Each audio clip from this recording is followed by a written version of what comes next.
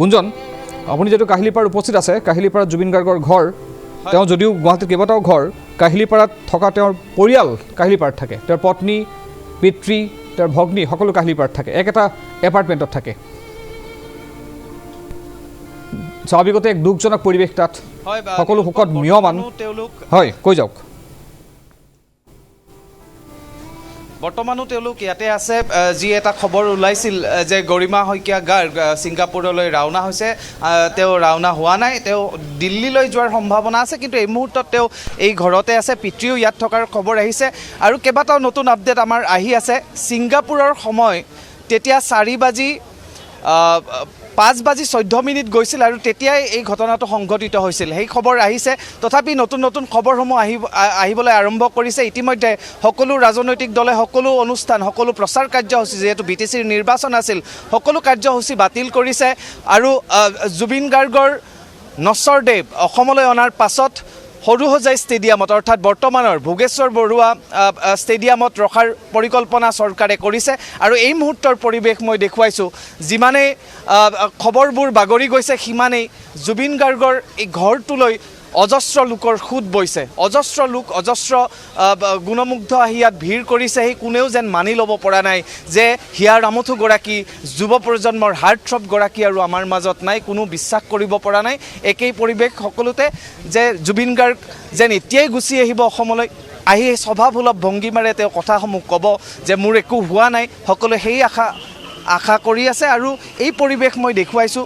জুবিন গাৰ্গৰ এয়া কাহিলীপাৰাৰ ভগদত্তপুৰস্থিত এয়া বাসগৃহৰ দৃশ্য যথেষ্ট লোকৰ সমাগম হৈছে মই পুনৰ কৈছোঁ যে যিমানেই জুবিন গাৰ্গৰ এই খবৰটো বাগৰি গৈছে সিমানেই ইয়াত ভিৰ বৃদ্ধি হোৱা দেখিবলৈ পোৱা গৈছে যথেষ্ট অনুৰাগী জুবিন গাৰ্গৰ অসম জুৰি আছে ভাৰতবৰ্ষৰ চুকে কোণে আছে আৰু লাহে লাহে সকলো ইয়াত আহিবলৈ আৰম্ভ কৰিছে আৰু অত্যন্ত মৰ্মাহত তেওঁলোক হৈ পৰিছে যে প্ৰিয় শিল্পীগৰাকীৰ এনে এটা বাতৰি কোনো শুনিব বিচৰা নাছিল কোনো এনেধৰণৰ খবৰ আহিব বুলি কেতিয়াও কল্পনা কৰা নাছিল কিন্তু তাৰ মাজতে সকলোকে কন্দুৱাই জুবিন গাৰ্গ যে অজান দেশলৈ যাব পাৰে কোনো যেন মানি ল'ব খোজা নাই কোনো মানি ল'ব বিচৰা নাই এয়া এক পৰিৱেশ ইয়াত দেখিবলৈ পোৱা গৈছে অজস্ৰ লোকৰ সমাগম ঘটিছে যথেষ্ট লোক আহি ইয়াত ভিৰ কৰা দেখিবলৈ পোৱা গৈছে আৰু তেওঁলোকে ইয়াত আহি এটাই কথা কৈছে যে জুবিন গাৰ্গক আমি যাবলৈ নিদিওঁ জুবিন দাক আমি যাবলৈ নিদিওঁ জুবিন দা আমাৰ মাজত সদায় থাকিব আৰু সঁচাকৈ প্ৰতিগৰাকী অসমীয়াৰ অন্তৰত জুবিন গাৰ্গ সদায় থাকিব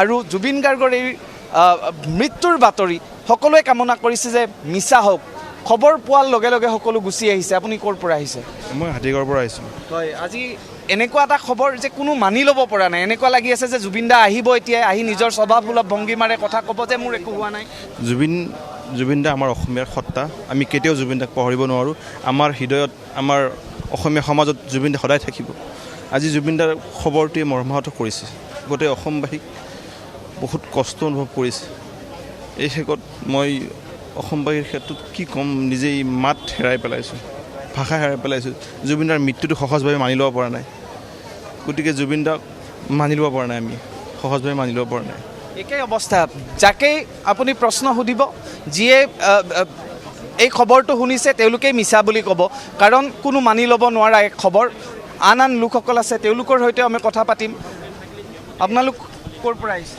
মই মানকেশ্বৰৰ পৰা আহিছোঁ ইয়াতে দক্ষিণ গাঁৱত থাকোঁ বিশ্বাস হৈছেনে জুবিন দা যে মই ফাৰ্ষ্টত যেতিয়া গম পালোঁ তেতিয়া মোৰ বিশ্বাস হোৱা নাছিল যদিও তাৰপিছত মোৰ ফ্ৰেণ্ডক মই ফোন কৰিছিলোঁ যে এনেকুৱা জুবিন দাৰ এটা ঘটনা শুনিলোঁ ছিংগাপুৰত এনেকুৱা সাগৰত তো এনেকুৱা ধৰণৰ ছাডেনলি এক্সিডেণ্ট হৈছে বুলি হয় নেকি কথাটো তো তেতিয়া মোক ক'লে যে সঁচাই কথাটো হয় তাৰপিছত মই নিউজ চালোঁ তো প্ৰতিদিন টাইমত চালোঁ টাইম 8ত চালোঁ হয় সঁচা কথা জুবিন দা আমাৰ মাজত নাই তো শুনি কিনে মোৰ বহুত বেয়া লাগিছে আই এম এন এডভকেট হিচাপত মই কোৰ্টত আছিলোঁ আজি জুবিন দাৰ কথাটো শুনি মই আহিলোঁ মানে কি ক'ম আৰু মই মানে ক'ব পৰা নাই এনেকুৱা মানে অন্তৰ লাগিছে জুবিন দাক মই বহুত ভাল পাওঁ এটাই কথা ক'ম যাতে জুবিন দাৰ আত্মা চিৰ শান্তি কামনা কৰে সেইটোৱে বিচাৰিছোঁ আন লোকসকল আছে বিশ্বাস হয় বিশ্বাস হোৱা নাই আমি সমগ্ৰ অসমবাসী আজি ভাৰতবাসী শোকত মিয়মান হৈ গৈছোঁ অসমৰ এটা অমূল্য সম্পদ হেৰাই গৈছে গতিকে জুবিন গাৰ্গ সংগীত জগতৰ ভোটাত তৰা আছিল আমি সকলোৱে জানো গতিকে আজি হঠাতে তেখেত নোহোৱা হৈ যোৱাটো আমি কোনেও মানে মানি ল'ব পৰা নাই একচুৱেলি মই হঠাতে টিভিত দেখা পাই মানে শ্বকড হৈ গৈছোঁ আমি যে কি হৈ গ'ল হঠাতে মানে আৰু জুবিন গাৰ্গ সাংস্কৃতিক জগতৰ ভোটা তৰা আছিল, সেইটো আমি সকলোৱে জানো। তাৰ উপৰি জুবিন গাৰ্গ এজন মানৱ দৰদী এজন শিল্পী আছিল। আমি জানো যে জুবিন গাৰ্গে দুখীয়া মানুহৰ কাৰণে বহুতখিনি কৰিছে, বহুতখিনি দুখীয়া মানুহৰ কাৰণে কৰে, আৰু মানুহৰ দুখ মানুহজনে চাই থাকিব নোৱাৰে, সেইটো আপোনালোকেও নিশ্চয় জানে। নিজেই কৈছিল মই ৰাস্তাৰ মানুহ, জুবিন গাৰ্গে সদায় কয় যে মই ৰাস্তাৰ মানুহ। ৰাস্তাৰ মানুহ আৰু ৰিয়েলিষ্টিক লাইফষ্টাইল, জুবিন গাৰ্গৰ যিটো লাইফষ্টাইল আছিল সঁচাকৈ ৰিয়েলিষ্টিক লাইফষ্টাইল, কেতিয়াও আৰ্টিফিচিয়েল লাইফষ্টাইলটো তেওঁ কেতিয়াও ভাল পোৱা নাছিলে। আৰু যিমান দিন জুবিন গাৰ্গক দূৰৰ পৰা হ'লেও যেতিয়া মই দেখিছিলোঁ, তেখেতক একদম সাধাৰণভাৱে দেখিছিলোঁ, আৰু সদায় সাধাৰণ মানুহৰ লগত। আজি আপুনি নিজে দেখিছে জুবিন ফেন ক্লাবৰ যিখিনি মানে সদস্য আছে সেইখিনি কিমান কান্দিছে চবেই, গতিকে গোটেই সমগ্ৰ অসমবাসীয়ে কান্দিছে, মানে ৰৈ গৈছে এটা সময় যেন ৰৈ গৈছে খবৰটো অহাৰ লগে লগে যে জুবিন গাৰ্গ আৰু নাই। বিশ্বাস হৈছে কেনে? মানে মোৰ এতিয়ালৈকে বিশ্বাসে হোৱা নাই যে জুবিন আমাৰ মাজত নাই। মানে জুবিন যে আমাৰ মাজত নাই, আমাৰ মানে কোনো পধ্যে এতিয়ালৈকে এই মুহূৰ্তলৈকে মানি ল'ব পৰা নাই। সি থাকক, সদায় আমাৰ মাজত থাকক, এনেকৈ এইটোৱে বিচাৰোঁ মই। মোৰ পাৰ্চনেল অভিজ্ঞতাৰ পৰা কৈছোঁ, তাক আজি 2 মাহৰ আগতে মই কৈছিলোঁ বিপদত আছোঁ, মই ডাইৰেক্টৰ অফ হেল্থ ছাৰ্ভিচত চাকৰি কৰোঁ, মোৰ পইচাৰ অসুবিধা, জুবিন টকা 2 লাখ মোক ধাৰলৈ দিবা নাই, সি মোক দি দিছিলে। তেনেকুৱা ধৰণৰ মানুহ জুবিন। তো এনেকুৱা এজন ব্যক্তি আমি এই ভূপেন হাজৰিকাৰ পাছত এনেকুৱা এজন ব্যক্তি আমি আৰু কোনোদিনে নাপাওঁ। গতিকে এয়া তেওঁলোকে নিজৰ অনুভৱসমূহ ব্যক্ত কৰিছে। আন লোকসকলো আছে। জুবিনদাৰ বিষয়ে যিয়ে যিমানেই ক'ব সিমানেই কম হ'ব। মই আন লোকসকল আছে, তেওঁলোকৰ পৰাও মই জানিবলৈ চেষ্টা কৰিম।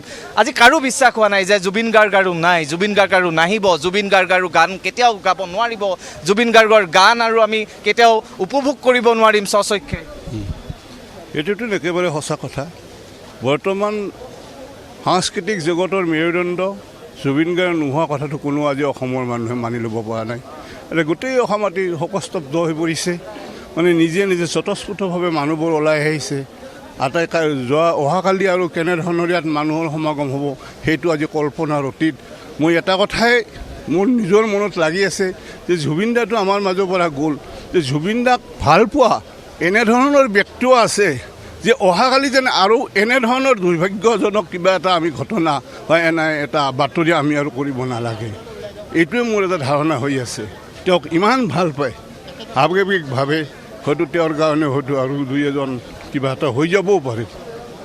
গতিকে এইটোতো আৰু আমি বাকী যিখিনি কৰ্তব্য আছে, বিশেষকৈ চৰকাৰেও চিন্তা কৰিব হ'ল, এতিয়া চৰকাৰেও চিন্তা কৰিব হ'ল যে অহাকালিৰ পৰিস্থিতি বা জুবিন দাক কেনেধৰণৰ মৰ্যাদা দি অসমত তেওঁলোকে মৃত্যুৰ পিছতো জীয়াই ৰাখিব, কেতিয়া লৈ অহা হ'ব সেয়া আমি লক্ষ্য থাকিব যে কি ব্যৱস্থা গ্ৰহণ কৰা হয়। ইতিমধ্যে আমি জনাইছোঁ যে সৰুসজাই ষ্টেডিয়ামত জুবিনদাৰ নশ্বৰ দেহ ৰখাৰ সিদ্ধান্ত গ্ৰহণ কৰা হৈছে। কিন্তু এটা প্ৰশ্ন সামাজিক মাধ্যমত উত্থাপন হৈছে, বিভিন্নজনে প্ৰশ্ন উত্থাপন কৰিছে যে জুবিন গাৰ্গৰ স্বাস্থ্যৰ অৱস্থা বেয়া বুলি জানিও, জুবিন গাৰ্গ অসুস্থ বুলি জানিও একাংশই জুবিন গাৰ্গক ব্যৱহাৰ কৰি আহিছিল নেকি?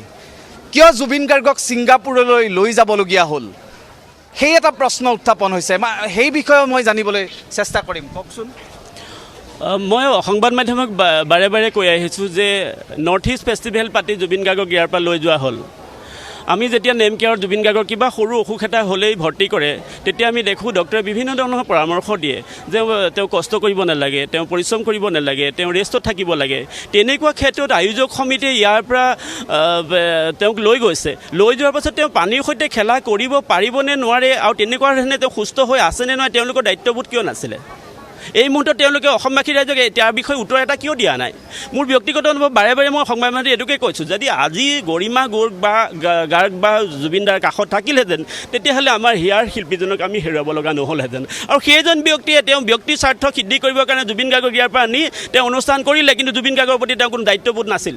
দায়িত্ববোধ থকাহেঁতেন আজি আমি জুবিন গাৰ্গক হেৰুৱাব লগা। জুবিন গাৰ্গে কিছুদিন পূৰ্বে উশাহ নিশাহ লোৱাত কষ্ট হোৱাৰ বাবে চিকিৎসালয়ত ভৰ্তি কৰিবলগীয়া হৈছিল। সেই একেজন জুবিন গাৰ্গক এতিয়া তাত সাগৰত ডুব মৰাবলৈ তাত লৈ যাবলৈ অনুমতি দিয়া হ'ল। কিয় অনুমতি দিলে সেইটো মই সৰু অনুষ্ঠান এটা পাতিলোঁ, আমি যদি শিল্পী এজনক মাতোঁ তেতিয়াহ'লে আমি তেওঁক বিশেষ ব্যৱস্থা কৰোঁ। আপুনি কেনেকুৱা হোটেলত থাকিব, আপোনাৰ খোৱা বোৱাৰ কিবা বাধা বিঘিনি আছে নেকি, আপোনাৰ চুগাৰ আছে নেকি, আপোনাৰ প্ৰেছাৰ আছে নেকি, ৰাতি দেৰিলৈকে অনুষ্ঠান কৰিলে আপোনালোকৰ কিবা অসুবিধা হ'ব নেকি, টোপনি ক্ষতি কৰিলে অসুবিধা হ'ব, আমি শিল্পীজনৰ সৈতে আলোচনা কৰোঁ। তেনেকুৱা ক্ষেত্ৰত জুবিন গাৰ্গ অসমৰ হিয়াৰ আমঠু গোটেই ভাৰতবৰ্ষৰ এটা জ্যোতিষ্ক তৰা হয়। তেওঁক লৈ গৈছে, তেওঁক নি পেলাই অনুষ্ঠান পৰিৱেশন কৰাৰ পাছত তেওঁৰ প্ৰাণীৰ সৈতে খেলা কৰিব পৰা অৱস্থাত আছেনে নাই তেওঁ জানে। জনাৰ পাছত তেওঁ কিয় এৰি দিছে, তেওঁ দায়িত্ববোধ কিয় নাছিলে, তেওঁ আজি অসমবাসীক সেই বিষয়ে উত্তৰ কিয় দিয়া নাই, দিব লাগিব। কিন্তু অসমবাসীয়ে হেৰুৱালে ন জুবিন গাৰ্গক। তেওঁ কি আছে, অনুষ্ঠান হৈ গ'ল, তেওঁৰ স্বাৰ্থ সিদ্ধি হৈ গ'ল। অসমবাসীয়ে জুবিন গাৰ্গৰ দৰে শিল্পী পাব নেকি, যিজন শিল্পীয়ে গান গাই কেৱল জনতাৰ দুৱাৰে দুৱাৰে সকলোখিনি কাম কৰিছিলে। অসমীয়া আধুনিক সংগীত শিকিবলৈ কোনে, শুনিবলৈ কোনে শিকালে নতুন প্ৰজন্মক মিউজিকৰ প্ৰতি বেছিকৈ ধাউতি কোনে কৰাই দিলে। দৌৰি দৌৰি যাম জুবিন গাৰ্গৰ চিনেমা চাম, সেই ডাইলগ কৰি নতুন প্ৰজন্মক চিনেমা চাবলৈ কোনে শিকালে। অসমীয়া চিনেমা জগতখন ওপৰলৈ উদগীৰণ কোনে কৰালে, জুবিন গাৰ্গে কৰালে। গতিকে জুবিনৰ দৰে শিল্পী আমি আৰু কেতিয়াও নাপাম। জুবিনে কি গোৱা নাছিলে, কি কৰা নাছিলে, কাৰ কাৰণে ভবা নাছিলে। শিল্পী, সাহিত্যিক, অভিনেতা, ৰিক্সাৱালা, ঠেলাৱালা, অটোৱালা, অন্ধ ব্যক্তিজন, চকুৰে নেদেখা ব্যক্তিজন, কেঞ্চাৰৰ ব্যক্তিজন, সাধাৰণভাৱে অসুস্থ ব্যক্তিজন, প্ৰতিজনকে তেওঁ পকেটৰ পৰা পইচা উলিয়াই দি পেলাই সেৱা শুশ্ৰূষা কৰিছিলে। সেই অন্ধ ছোৱালীজনীক যেতিয়া তেওঁ চকু দান দি পেলাই অপাৰেশ্যন কৰিছিলে, ছোৱালীজনীয়ে হাঁহি মঞ্চত কৈছিলে মই আজি চকুৰে দেখিছোঁ জুবিন দাৰ কাৰণে। গতিকে জুবিন তেনেকুৱা এজন শিল্পী, সেনেকুৱা শিল্পী আমি পাম নেকি? যিকেইজন শিল্পী বৰ্তমান জীয়াই আছে, শিল্পী বুলি নকওঁ, যিকেইজন শিল্পীৰ নামত কিবা কাম কৰি আছে, তেওঁলোকতো নিজৰ কথাই ভাবে ন। জুবিনৰ দৰে যদি জনসাধাৰণৰ মানুহ হৈ জুবিন গাৰ্গ এটা অনুষ্ঠান, আমি অসমবাসীয়ে অনুষ্ঠান হেৰুৱালোঁ, কিন্তু তেওঁলোকে অনুষ্ঠান পাতি জুবিনক আমাৰ মাজৰ পৰা লৈ গ'ল। মই ধিক্কাৰ দিছোঁ সেই অনুষ্ঠানটোক। তেনেকুৱা অনুষ্ঠান পাতি আমাৰ দৰে হিয়াৰ শিল্পী এজনক তেওঁ আমাৰ মাজৰ পৰা লৈ গ'ল। কি ক'ব? মৰ্মাহত হৈছোঁ, কি ক'ম আৰু। নাই, অত্যন্ত দুখৰ খবৰ। এয়া অসমীয়া জাতিৰ কাৰণে আজি মোটামুটি বহু দীৰ্ঘকাল ধৰি এই ক্ষতি কেতিয়াও পূৰ নহ'ব, এইটো আমি আজি মৰ্মে উপলব্ধি কৰিছোঁ। গতিকে জুবিন দা য'তেই থাকে তাতে শান্তিৰে থাকক। আমাক যেনেদৰে তেওঁ থকা অৱস্থাত যিধৰণে উদ্বুদ্ধ কৰিছিল গোটেই অসমীয়া জাতিটোক, ভাষাটোক, গীত সংগীত সাহিত্য, তেওঁৰ যি কবিতা, তেওঁৰ যি সাহিত্য, সেইটো এটা সাংঘাতিক দিশ। তেওঁৰ মানে বহুত মানে ওপৰৰ মানে খাপৰ তেখেত এগৰাকী লেখক। তেওঁৰ যিবোৰ গানৰ কথা, সেই গানৰ কথাই আমাৰ অসমৰ মানুহৰ হিয়াৰ মানে অন্তৰে বাজি থাকিব চিৰদিন। গতিকে তেনেকুৱা ব্যক্তি এগৰাকীক আজি আমি হেৰুৱাই সঁচাকৈয়ে আমি অত্যন্ত দুখ পাইছোঁ। মানে ভাষাৰ কোনো আজি ভাষা স্তব্ধ হৈ গৈছে, আজি শব্দ নোলায়। তেওঁ গানতে কৈ গৈছে যে সোণেৰে সজোৱা প্ৰজা জহি কহি যায়। তেওঁ আমাক সোণৰ প্ৰজাৰ দৰে গঢ় দিছিলে অসমবাসী ৰাইজক। আজি সেই সোণৰ প্ৰজাটো জহি কহি গৈছে তেওঁৰ মৃত্যুত। তেওঁ বাৰে কৈছিলে যে মই ভাগৰা নাই, জীৱন হেৰুৱা নাই। তেওঁ জীৱন হেৰুৱাব নিবিচাৰিলে, কিন্তু বিশেষ ব্যক্তি স্বাৰ্থৰ কাৰণে জুবিন গাৰ্গক আমি হেৰুৱাব লগা হ'ল। তাৰ কাৰণে সেই অনুষ্ঠান পুনৰবাৰ ধিক্কাৰ দিছোঁ। আৰু এয়া হৈছে প্ৰতিক্ৰিয়া। প্ৰিয় শিল্পীগৰাকীৰ মৃত্যুৰ খবৰত প্ৰতিজন অসমীয়া আজি ব্যথিত হৈছে। কোনো মানি ল'ব বিচৰা নাই। জুবিন গাৰ্গ উভতি আহিব, স্বভাৱসুলভ ভংগীমাৰে ক'ব যে মোৰ একো হোৱা নাই, চিনেমাৰ কাম কৰিবলগীয়া আছে, গানৰ কাম কৰিবলগীয়া আছে। তেওঁ কয় তেওঁৰ আধৰুৱা বহুত সপোন আছে, তেওঁৰ আত্মজীৱনী তেওঁ লিখিম বুলি তেওঁ কৈছিলে, আমাৰে এটা অনুষ্ঠানত তেওঁ কৈ গৈছিলে। গতিকে বহু সপোন যেন আধৰুৱা হৈ ৰ'ল কেৱল জুবিন গাৰ্গৰ নহয়, এইসমূহ অনুৰাগীৰো। জুবিন গাৰ্গক লৈ যিয়ে সপোন দেখিছিলে, জুবিন গাৰ্গৰ যিসমূহ কথা তেওঁলোকে আখৰে মানিব বিচাৰিছিলে, জুবিন গাৰ্গে যদি গছ ৰুবলৈ তেওঁলোকক আহ্বান জনায়, তেওঁলোকে শিলডল ভাঙি গছ ৰুবলৈ ওলাই গৈছিল। চিনেমা চাবলৈ আহ্বান জনালে তেওঁলোকে শিলডল ভাঙি চিনেমা চাবলৈ আহিছিল। আৰু সেইগৰাকী জুবিন গাৰ্গ এতিয়া তেওঁলোকৰ মাজত নাই, আমাৰ মাজত নাই। এটা অভিভাৱকহীন হৈ পৰা নাইনে সকলো? নিশ্চয়। এতিয়াও মানে খবৰটো আচলতে মিছা যেন লাগি আছে, মানে সঁচা খবৰটো আহিব জুবিন দা ভালে আছে। আচলতে আমি আজি এজন অভিভাৱক হেৰুৱালোঁ। জুবিন দা এনেকুৱা এজন মানুহ আছিল যিজনে অসমৰ প্ৰত্যেকটা সমস্যা নিজৰ সমস্যা বুলি ভাবিছিলে আৰু প্ৰত্যেকটা সমস্যাত আগুৱাই আহিছিলে, আমাক সকলোকে বাট দেখুৱাইছিল। গতিকে আজি সঁচাকৈ আমি বহুত মৰ্মাহত হৈছোঁ এই খবৰটো শুনি। আচলতে জুবিন দা এটা নাম নহয়, জুবিন দা আমাৰ কাৰণে এটা সম্পদ, জুবিন দা আমাৰ কাৰণে প্ৰেৰণা, আৰু জুবিন দা অসমৰ শক্তি আছিলে। প্ৰতিটো ক্ষেত্ৰতে জুবিন দাই মাত দিছিল আৰু সেই মানুহজন আগত আহিছিলে। প্ৰথম কথা আচলতে জুবিন দাৰ নামটো হেৰুৱা নাই, এজন আমি অসমীয়া আজি অভিভাৱক হেৰুৱাইছোঁ। আৰু ক'ৰবাত এনেকুৱাও লাগে যে জুবিন দাৰ ৰিপ্লেচমেণ্ট নাই আৰু এতিয়া অসমত। আৰু জুবিন দাক লৈ হয়তো কোনোবাই মাৰ্কেটিঙো কৰা যেন এতিয়া অনুভৱ হয়। আৰু মই প্ৰথম খবৰটো আপোনাৰ ফেচবুকৰ ৱালতে পাইছিলোঁ, যেতিয়া আপুনি ষ্টুডিঅ'ৰ পৰা কৈছিলে। তো অতিকে দুখজনক কথা। আৰু খবৰটো মিছা হ'লেতো এখন নাটক হৈ আছে, এনেকুৱা যেতিয়া হওক সঁচা আছে জুবিন দা আমাৰ মাজত, সেইটোৱে বিচাৰোঁ। হয়, বহুত বেয়া লাগিছে জুবিন দা আজি নাই আমাৰ মাজত। এইটো মানে এটা সপোন যেন লাগিছে আৰু সেইটোৱে আৰু বহুত বেয়া লাগিছে। মিছা হওক সকলোৱে সেইটোৱে আশা কৰা নাই জানো? মিছাই হওক, বহুত বেয়া লাগিছে শুনি। আমি এতিয়াও ৰৈছোঁ জুবিন দা ইভিনিং লাইভ আহিব, ফেচবুক লাইভ আহিব, তেওঁ ক'ব মোৰ একো হোৱা নাই, ইমান সহজে মৰিম নেকি, খেন্তা বুলি ক'ব। সেইটোৱে তেওঁৰ বাবে ৰৈছোঁ। লগতে ক'ব বিচাৰোঁ যদি ঘটনাটো ব্ৰহ্মপুত্ৰত হ'লহেঁতেন হয়তো জুবিন দাক উভতাই দিলেহেঁতেন, কিন্তু সেই বিদেশৰ সাগৰত জুবিন দাৰ গভীৰতা বিশালতা নাজানিব। জুবিন দাক যিখিনি আমি ইয়াত উপস্থিত থকা মানুহখিনি বুজিছোঁ, উপলব্ধি কৰিছোঁ, সেইটো হয়তো আমাৰ চকুত দেখিব, ইয়াত উপস্থিত থকা প্ৰতিজন মানুহৰ শৰীৰত দেখিব, চকুত দেখিব। সেইখিনিয়ে ক'ব বিচাৰিম। জুবিন দা অসমৰ বাবে সম্পদ আছিল, সেইটো বাৰু সকলোৱে জানে, তাক উল্লেখ কৰিব বিশেষকৈ উল্লেখ কৰাৰ প্ৰয়োজন নাই বেলেগভাৱে। সেইখিনি ক'ম। সঁচাকৈ মৰ্মাহত হৈ পৰিছোঁ। এইটো বিশ্বাস আৰু এনেকুৱা যেন জুবিন দা যে আমাৰ মাজত নাই। যিটো আমাৰ নৰ্থ ইষ্ট ফেষ্টিভেল, সেইটো আমাৰ নৰ্থ ইষ্টত পাতিবলৈ আচলতে ছিংগাপুৰলৈ কিয় নিব প্ৰয়োজন আছিল? আমাৰ শিল্পীজনক কিয় তাত লৈ গ'লে আমি হেৰাব লগা হ'ল? অসুস্থ থকাৰ পিছত আৰু তেখেতে যে উশাহ দিয়াৰ কষ্ট নেমকে ওচৰত গম পাইছিল তেখেতে, আৰু ডক্তৰে পৰামৰ্শ দিয়াৰ পিছত তেখেতে কিয় সাগৰ সাঁতুৰিব দিয়া হ'ল? সেইটো এটা কথা। আৰু যিটো আমাৰ নৰ্থ ইষ্ট ফেষ্টিভেল, নৰ্থ ইষ্টত পাতিবলৈ ছিংগাপুৰ পাতাৰ কোনো প্ৰয়োজন নাছিল, যাৰ কাৰণে আমাৰ আজি শিল্পীজনক হেৰাব লগা হ'ল। ইয়াৰ এটা সম্পূৰ্ণ বিচাৰ হ'ব লাগে। গতিকে এয়া তেওঁলোকে দাবী উত্থাপন কৰিছে আৰু ক্ষোভ তেওঁলোকে প্ৰকাশ কৰিছে। আৰু স্বাভাৱিক যে জুবিন গাৰ্গৰ শাৰীৰিক অৱস্থাৰ বিষয়ে জনাৰ পাছতো জুবিন গাৰ্গক কিয় এনেধৰণে বাৰে বাৰে ব্যৱহাৰ কৰি থকা হৈছে, এই প্ৰশ্ন উত্থাপন হৈছে আৰু উত্থাপন হ'বই, আৰু ইয়াৰ উত্তৰ দিবও লাগিব। আৰু এয়া এই মুহূৰ্তৰ দৃশ্য জুবিন গাৰ্গৰ যিটো বাসগৃহ ভগদত্তপুৰ স্থিত কাহিলীপাৰাৰ ভগদত্তপুৰৰ যিটো এপাৰ্টমেণ্টত এয়া দৃশ্য দেখুৱাইছোঁ। যথেষ্ট লোকৰ সমাগম ইয়াত হৈছে।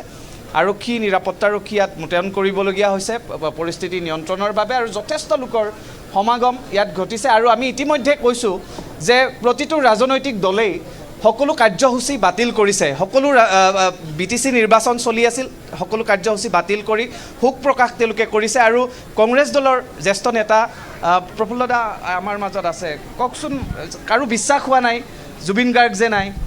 মানে বিগত 3 দশকৰ অধিক কাল মানে সুৰৰ মায়াজালেৰে সমগ্ৰ অসমবাসীক মোহাচন্ন কৰি ৰখা জুবিন গাৰ্গ যে এনেকৈ হঠাৎ হেৰাই যাব আমি কোনো কল্পনাও কৰিব পৰা নাই। মানে খবৰটো শুনাৰ পিছতো বাৰে বাৰে ভাবি আছোঁ যে এইটো মিছা প্ৰমাণিত হওক। মানে ভাষা হেৰাই যোৱা বুলি যিটো কয়, একদম সঁচা অৰ্থত সেই ভাষা হেৰাই গৈছে। মানে কি ক'ম আৰু, এইটো অসমৰ কাৰণে, অসমবাসীৰ কাৰণে কিমান ক্ষতি সেয়া ভাষাৰে বুজাব নোৱাৰি। ইমান অকালতে ইমান কম বয়সতে জুবিন গাৰ্গ গুচি গ'ল। আমাৰ কংগ্ৰেছ দলৰ তৰফৰ পৰাও সভাপতি গৌৰৱ গগৈ ডাঙৰীয়াই গভীৰ শোক প্ৰকাশ কৰি আমাৰ নিৰ্বাচনী সভা লগে লগে বাতিল কৰা হৈছে, আৰু অনাগত 3 দিনলৈ আমাৰ দলৰ সকলো সাংগঠনিক কাৰ্যসূচী বাতিল কৰা হৈছে। ইতিমধ্যে আমাৰ নিৰ্দেশনা ওলাইছে যে অনাগত 3 দিনলৈ কংগ্ৰেছ দলৰ সকলো কাৰ্যসূচী বাতিল কৰা হৈছে। আজি সন্ধিয়া এতিয়া 5 বজাত আমাৰ সমগ্ৰ অসমৰে প্ৰতিটো কাৰ্যালয়ত আমাৰ তেখেতৰ প্ৰতি শ্ৰদ্ধাঞ্জলি জনোৱা হ'ব। আমি যিকেইজন আমি আছোঁ, আমি সকলো আমি লগে লগে আমি ইয়ালৈ ঢাপলি মেলিছোঁ। মানে কি কওঁ, এক বিৰাট শূন্যতা। মানে জুবিন গাৰ্গৰ তেখেতৰ সৃষ্টিখিনিক লৈ আমাৰ সন্দেহ নাই যে যুগ যুগ ধৰি তেখেত থাকি যাব। যেনেকৈ প্ৰজন্মৰ পিছত প্ৰজন্ম যেনেকৈ মোহাচন্ন হৈ আছিল, তেনেকৈ যুগ যুগ ধৰি তেওঁৰ সৃষ্টিখিনি থাকি যাব। কিন্তু আমাৰ কাৰণে খুব দুৰ্ভাগ্যৰ কথা, মানে ইমান ইমান আকস্মিক এটা খবৰ, আৰু ইমান অকালতে তেখেত গুচি গ'ল। তেখেতৰ পৰা অসমবাসী আৰু বহুত পাবলগীয়া আছিলে, তেখেতৰ পৰা আমাৰ এক্সপেক্টেশ্যন বহুত আছিলে। তেখেতে মানে ভাষা হেৰাই পেলাইছোঁ আমি। আৰু মই ইয়াৰ দৃশ্যসমূহ দেখুৱাম। মই কংগ্ৰেছ দলৰ অনাগত 3 দিনৰ সকলো কাৰ্যসূচী বাতিল কৰা হৈছে তেওঁলোকে জনালে, আৰু এয়া মই দেখুৱাইছোঁ যে যথেষ্ট লোকৰ সমাগম ইয়াত হৈছে। জুবিনদাৰ অনুৰাগী ইয়াত আহি ভিৰ কৰিছেহি। সকলোৱে জানে যে জুবিন গাৰ্গ ইয়াত নাই, ছিংগাপুৰত আছে, তথাপি খবৰটো হয়। গুঞ্জন, আপুনি লাইনত থাকক অলপ সময়, আপুনি দৃশ্যসমূহ লওক, মন্তব্যসমূহ আমি আৰু ল'ম।